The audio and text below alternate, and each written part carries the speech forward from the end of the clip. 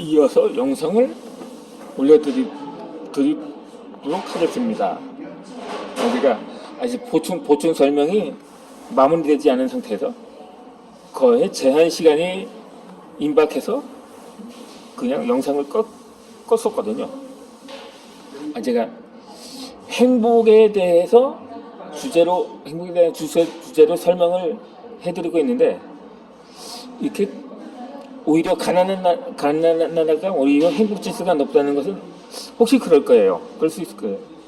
그런데 옛날에 우리나라 사람들은 마냥 행복했었다고, 오히려 그러니까 처음부터 그렇게 그런 환경이나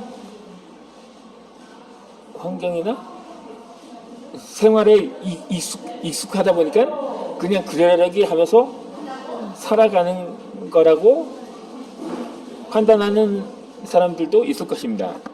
그 행복한 이유가 뭐 별게 아니라는 거죠. 반면에 우리나라는 한창 풍요롭게 살았다가 경제적으로 빠듯해지니까는 점차 행복 지수가 낮아졌고, 더구나 빈부격차는 더 심각해졌기 때문에 앞서 언급한 것처럼 상대적인 박탈감을 느끼게, 그러니까 부자인 사람들은 천상천국보다 더 좋은 지상천국이라고 여기고, 없는 사람들은 저승식적도 이보다 낫다는 생각을 해서 차라리 조기에 세상을 하려는 사람들도 있다는 거죠. 네. 하지만 뭐 예전에 그러다 가난하게 살다가 어느 날 갑자기 흔히 말해서 벼락부자, 그러니까는 로또에 당첨이 되었다든가, 뭐 유튜브 구독자가 이건 뭐 벼락이라고는 할 수는 없겠죠. 그러니까 구독자 수가 어느 순간에 10만 명까지 치솟아서 실버 버튼을 받았다든가, 그래도 갑자기 그렇게 구독자 수가 느는 경우도 있고, 뭐 저처럼 3년 차가 되었지만 아직도 수익 창출은 남의 일처럼 여기는 경우가 있는 거죠. 그러니까는 그러다가, 하지만 로또 복권만 사면 로또 그것도 예전에 이제 즉석 복권을, 약간 이건 부끄러운 과거이긴 한데, 저도 한때 워낙 경제적으로 궁핍하다 보니까는 약간 그렇게 사행성에 손을 댄 적은 있거든요. 그렇다고 도박을 한 건 아니었고, 즉석 복권, 예전에 무슨 뭐 복권 프로를 보면서 마치는 주택 복권이나 올림픽 복권 형식이 아니라 즉석에서 동전 하나를 뭐 그냥 긁으면 은박지 같은 것을 긁어서 숫자가 한 3개인가 정도가 있었거든요. 그때 그 숫자 셋이 일치하면 1등에서 뭐 한 3등까지 있었던 것으로 기억을 합니다. 전북강이었거든요. 그래서 그냥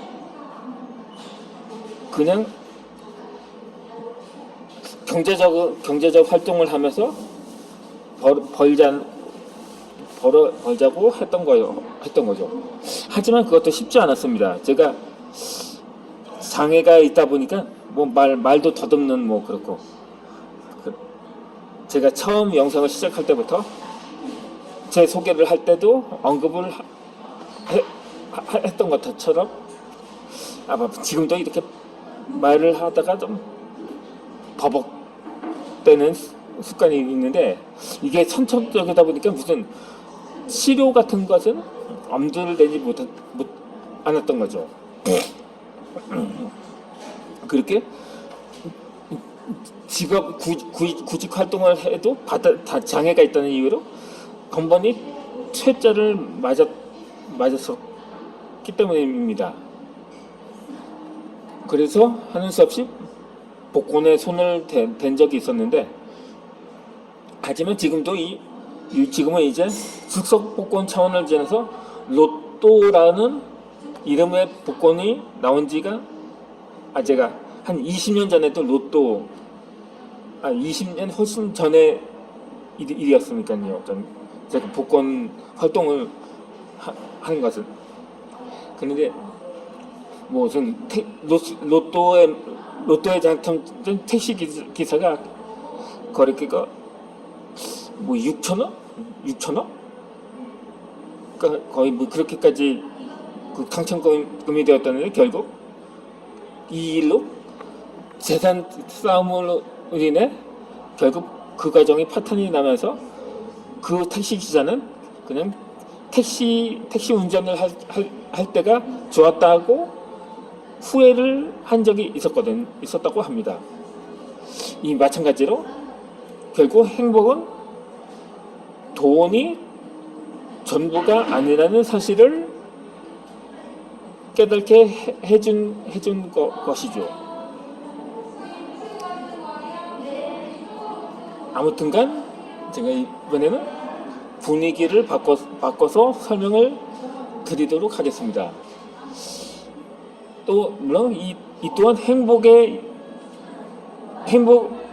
행복한 것은 다양합니다. 굳이 물질적인 축복이 아니더라도 이 다양한 이렇게 소확행이라고도 하죠.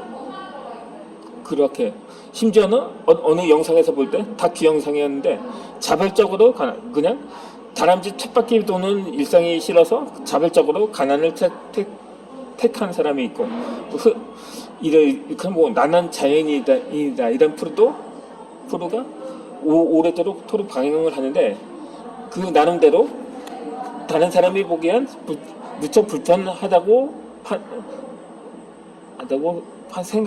하다는 생각을 할지라도 자기 자신은 나름대로 행복을 만끽한다는 데 있는 거죠. 화창한 봄날에 걷는다는 건 행복한 일입니다. 이 걷는 일 자체만으로도 행복하다는 것입니다. 그러니까는 걷기를 좋아하는 사람은 푸르른 여름날에도 걷고 낙엽진 가을날에도 걷습니다. 눈 덮인 겨울날에는 옷깃을 여미고 걸으면 그만인 거죠. 그런데 매사에 이렇게 부정적인 사람이 있거든요. 한여름에 걷다가 쪄 죽는다고, 또 한겨울에 걸으면 얼어 죽는다고. 뭐 그래서 자동차가 대중에 대한 것이 아닌가 한 것은 아닌데, 또 얼마 전에 김창호 교수의 강연에도 부부 관계에서 이렇게 듭니다. 소통 아니면 약간 저작권에 걸릴까봐 이것은 생략을 하겠습니다. 이렇게 부부 간에도 누군가 한 사람이 긍정적이면 한 사람은 부정적이고, 어떻게 부부는 일심동체인데 한 사람이 긍정적이면 남편이 긍정적이면 아내도 긍정적일 건 아닌가, 아니면 남편이 부정적이면 아내도 부정적일 거라고, 뭐 그렇게 생각을 하기도 하는데 꼭 그렇지만은 않거든요. 이 성격이 부부 간의 성격도 다를 수가 있으니까요. 심지어는 지지하는 대선 후보도 다를 수가 있는 거죠.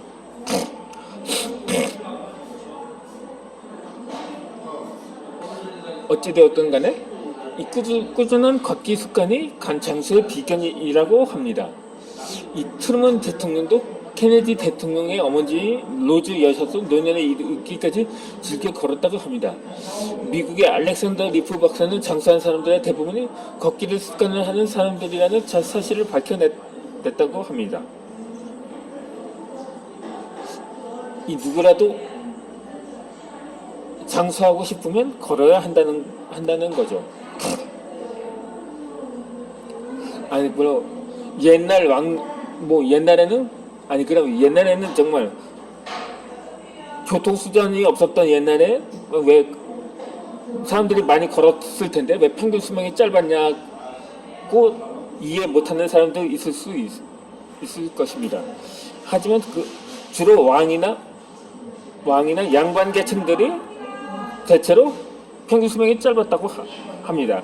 반면에 노비나 평민들이 오히려 오래 살았다는 증거가 있었죠.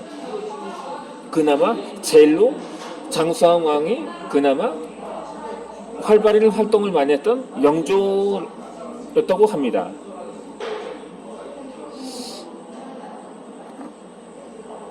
물론 세종도 많이 활동적이었던 왕이었는데 50대에 승하를 했다는 점이 이해가 가지 않습니다만 당시 대체로 평균 수명은 50이 채 되지 않았다고 합니다. 그러니까 세종대왕도 나름대로 장수를 한 편에 속했던 거죠. 그리고 세기마다 다릅니다. 세종대왕의 영조는 세종대왕이 보다는 300년 후의 사람이거든요. 그렇기 때문에 조금 약간 평균 수명의 변화가 있지 않을까 하는 생각도 드는 바입니다. 이처럼 인간은 다른 동물들과 달리 직접 보행을 합니다. 그래서인지 발의 혈관이나 신경은 두뇌와 내장에 밀접하게 연결되어 있습니다. 발에 힘이 빠지면 노화도 그만큼 빨라지게 된다는 거죠. 캐나다의 운동 생리학자인 스포트 박사는 좀 더 움직임 많은 안내양이 버스 운전사보다 우편 배달부가 우체국 직원보다 심장병에 걸릴 확률이 훨씬 더 낮다는 연구 결과를 발표하기도 했습니다. 그러므로 걷기가 우리 몸에 얼마나 좋은지는 이미 널리 알려져 있는 거죠. 뛰는 것도 좋지만 걷는 게 더 좋다고 합니다. 워킹과 하이킹, 트레킹 모두 건강의 왕입니다. 따라서 걸으면서 생각도 정리할 수 있고 마음을 추스릴 수 있습니다. 내가 걷는다는 건 내가 살아있다는 증거입니다.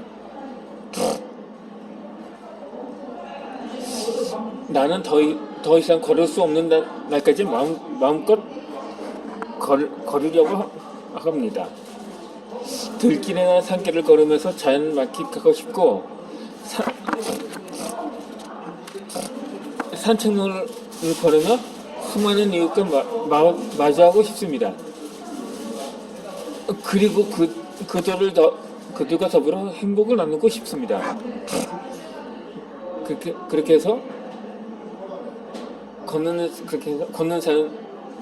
사람만이 느낄 수 있는 행복을 말입니다. 그렇게 해서 이렇게 행복이란 멀게만